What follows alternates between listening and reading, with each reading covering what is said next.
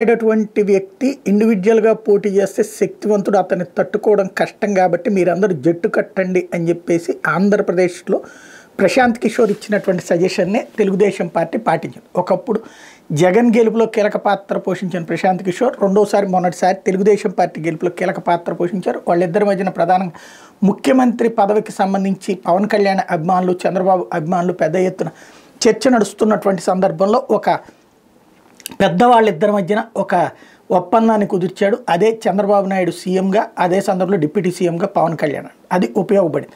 అయితే ఆల్రెడీ వాళ్ళు ముందే అనుకున్నారు, ప్రశాంత్ కిషోర్ చేసింది ఏమీ లేదని వాదించే వాళ్ళు ఉన్నారు.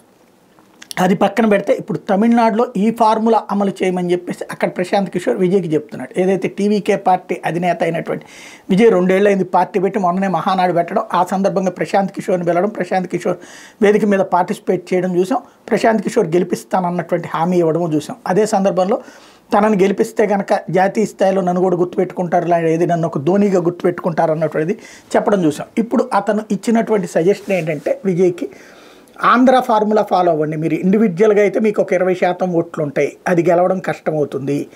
అదే సందర్భంలో భారతీయ జనతా పార్టీ 17 నుంచి 20% ఓట్లు ఉంటాయి. ఇప్పుడు వాళ్ళతో మీరు జట్టు కట్టేటటువంటి ఉద్దేశం మీ భావజాలానికి వాళ్ళకి వర్కౌట్ కాదు. కానీ భారతీయ జనతా పార్టీ ఏఐఏడిఎంకేతో పొత్తుకు రెడీ అవుతుంది. ఏఐఏడిఎంకేలో ఉన్నటువంటి ఓట్లని అది ఇంతకుముందు లాక్కుంది. ఇప్పుడు ఏఐఏడిఎంకేతో అది పొత్తుకు రెడీ అవుతుంది. ఏఐఏడిఎంకేకి వచ్చేటప్పటికి 25% దాకా ఓట్లు ఉంటాయి.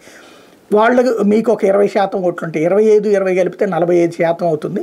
కాబట్టి ఆంధ్ర ఫార్ములా ఫాలో అవ్వండి. పళనిస్వామి ఎవరైతే ఇప్పుడు ఏఐఏడిఎంకేకి హెడ్గా ఉన్నాడో తనకి ముఖ్యమంత్రి పదవి, అట్లాగే ఉప ముఖ్యమంత్రిగా ఆంధ్రప్రదేశ్లో పవన్ కళ్యాణ్ తీసుకున్నట్టుగా విజయ్ని తీసుకోమంటున్నాడు. ఎందుకంటే వాళ్ళకంటే ఓట్లు మీకు కొంత తక్కువ ఉంటుంది కాబట్టి తీసుకోండి అన్నటువంటి ఓ ప్రతిపాదన చేశాడు. అంటే అది జరిగితే కనుక ఎప్పుడైతే ప్రధానమైనటువంటి శక్తుల మధ్య యుద్ధం నడిచేటప్పుడు మిగతా వాళ్ళందరూ దెబ్బతినేస్తారు. ఆంధ్రప్రదేశ్లో కనుక కాంగ్రెస్ పార్టీ, సిపిఐ, సిపిఎం ఇట్లా అనేక పార్టీలు, బీఎస్పీ వీళ్ళందరూ ఎట్టయితే దెబ్బతినేశారో ఆ టైపులో అయిపోతుంది. అక్కడ భారతీయ జనతా పార్టీ పరిస్థితి కూడా అయిపోతుంది.